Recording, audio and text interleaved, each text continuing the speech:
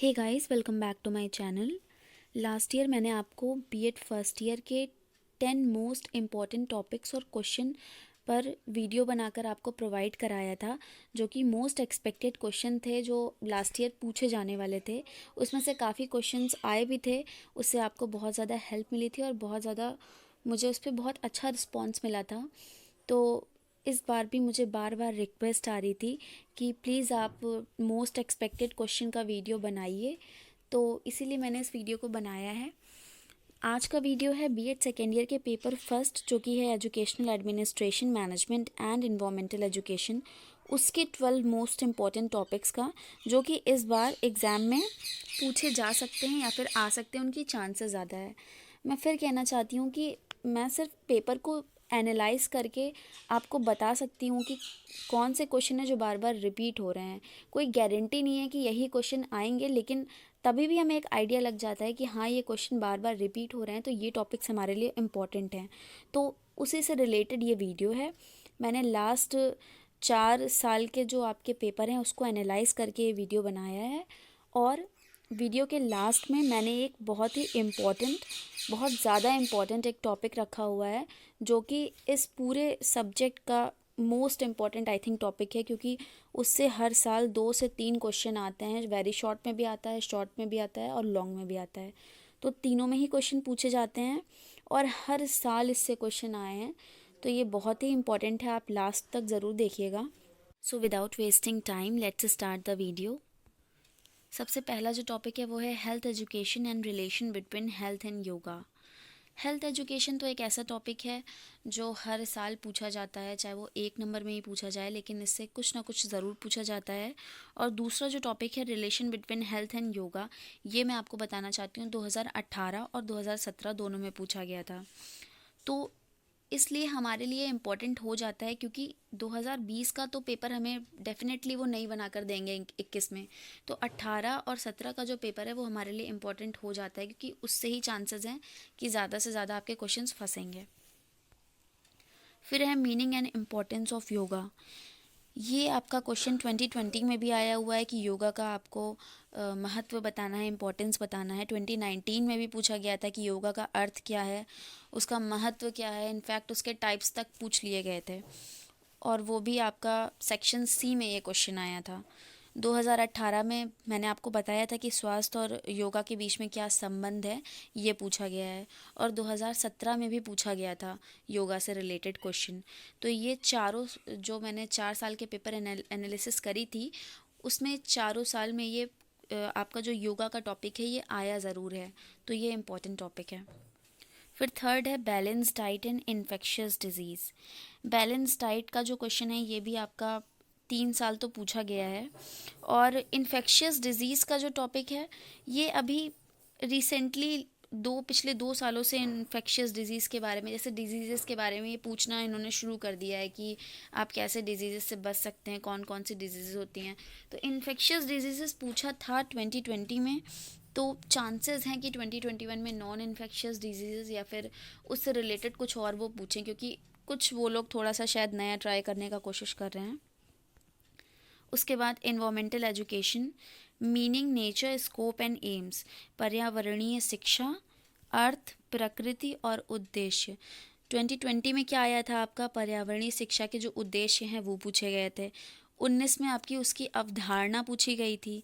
18 में क्षेत्र पूछे गए थे और उसकी प्रकृति भी पूछी गई थी। साथ में 17 में भी इसका जो कॉन्सेप्ट है वो पूछा गया था। और शायद सेक्शन सी में भी ये क्वेश्चन आया हुआ था 2017 में। उसमें इसकी मीनिंग, नेचर और स्कोप तीनों ही पूछा गया था। तो ये चारों जो आपके 4 साल के लास्ट 4 ईयर के पेपर है उसमें सब में इससे क्वेश्चन आए हुए हैं। तो ये एक इम्पॉर्टेंट टॉपिक है हमारे लिए। उसके बाद इन्वामेंटल हैज़ार्ड्स। तो इन्वामेंटल हैज़ार्ड से भी आपका 2020 में क्वेश्चन आया था कि जो इन्वामेंटल हैज़ार्ड्स हैं उसके क्या रीज़न हैं और हम किस तरीके से उससे बच सकते हैं। प्लस अगर हम इन्वामेंटल हैज़ार्ड पढ़ रहे हैं तो हम ये भी जानेंगे कि क्या इश्यूज़ हैं जिसकी वजह से इन्वामेंटल हैज़ार्ड्स आते हैं। और ये जो आपका टॉपिक है इन्वामेंटल हैज़ार्ड वाला, ये इससे आपका 2017 में भी क्वेश्चन पूछा गया था। तो ये डायरेक्टली ऐसे नहीं पूछते हैं। इन्होंने 17 में जैसे पूछा था कि आप एयर पोल्यूशन के बारे में बताइए और किस तरीके से ये अफेक्ट करता है, तो ये सब कुछ आपको बताना होगा। तो ये आपका ये टोटल इसके अंदर आ जाएगा। तो आपको वाटर पोल्यूशन, सॉइल पोल्यूशन, सब कुछ थोड़ा बहुत जानकारी होनी चाहिए कि आप लिख सको। That's it. उसके बाद advisory bodies of the union government in the field of education, केंद्रीय शिक्षा सलाहकार मंडल। ये ना एक ऐसा क्वेश्चन है जिससे हर साल क्वेश्चन पूछा गया है, चाहे वो कभी उन्होंने एनसीईआरटी के बारे में पूछ लिया है कि आप बताइए उनका स्ट्रक्चर कैसा है, वो कैसे बने हुए हैं, या फिर यूजीसी के बारे में डायरेक्ट उन्होंने पूछा है हर साल चारों साल के पेपर में प्लस, या फिर उन्होंने पूछा है कि एडवाइजरी बॉडीज़ का क्या रोल होता है एजुकेशन में, ये उन्होंने डायरेक्टली पूछा है। तो ये जो क्वेश्चन है ये भी रिपीटेड क्वेश्चन है और इम्पॉर्टेंट टॉपिक है। फिर 7th क्वेश्चन है role of central government in education, शिक्षा में केंद्र की भूमिका। ये जो क्वेश्चन है ये भी रिपीटेड क्वेश्चन है और 3 साल ये क्वेश्चन लगातार पूछा गया है। साथ में कभी कभी वो केंद्र का कैसी संरचना होनी चाहिए, कैसा उनका स्ट्रक्चर होना चाहिए, उसके बारे में भी इन्होंने पूछा है। उसके बाद है role and qualities of headmaster. Role and qualities of headmaster मैं बताना चाहती हूँ कि चारों साल का जो क्वेश्चन पेपर है चारों बार ये पूछा गया है और ये मोस्ट इम्पॉर्टेंट है क्योंकि ये पूछते हैं। हालांकि 2020 में इसकी क्वालिटीज़ पूछी गई थी, तो चांसेस है कि इस बार इसका क्वालिटीज़ तो नहीं पूछी जाएंगी 21 में डेफिनेटली, या फिर अगर पूछी भी जाएंगी तो 1 नंबर में, लेकिन मे बी इस बार उसका जो रोल है वो पूछ लिया जाए कि क्या होता है, लेकिन आएगा ज़रूर क्वेश्चन।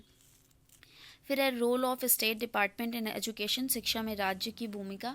ये भी आपका लगातार रिपीटेड क्वेश्चन है। फिर है को करिकुलर एक्टिविटीज़, पाठ सहगामी क्रियाएं। ये भी आपका चारों साल इस पर प्रश्न आए हैं कि पाठ सहगामी क्रियाओं के बारे में आप बताइए, उसका अर्थ बताइए। आपको पूरा इसके बारे में सब कुछ पढ़ना है, कुछ भी आप इसमें छोड़ नहीं सकते क्योंकि इससे रिलेटेड वो कुछ भी पूछ सकता है। उसके बाद 11th है आपका school management, scope, objective, principles and method, विद्यालय प्रबंधन, क्षेत्र, उद्देश्य, सिद्धांत और विधियाँ। तो ये जो आपका क्वेश्चन है ये भी आपका बार बार रिपीट होता है। जैसे 2020 में इसके सिद्धांत पूछे गए थे, क्या होता है आपका विद्यालय प्रबंधन, क्या है उसके उद्देश्य, क्या है, ये 2019 में पूछा गया था। और एक थोड़ा सा डिफरेंट क्वेश्चन पूछा गया था 2018 में कि विद्यालय प्रशासन और प्रबंधन में अंतर क्या होता है, वो आपको बताना है। और सेक्शन बी में ये क्वेश्चन आया था तो इम्पोर्टेंट हो जाता है। फिर विशेषताएं भी पूछी गई थी 2018 में भी आपकी।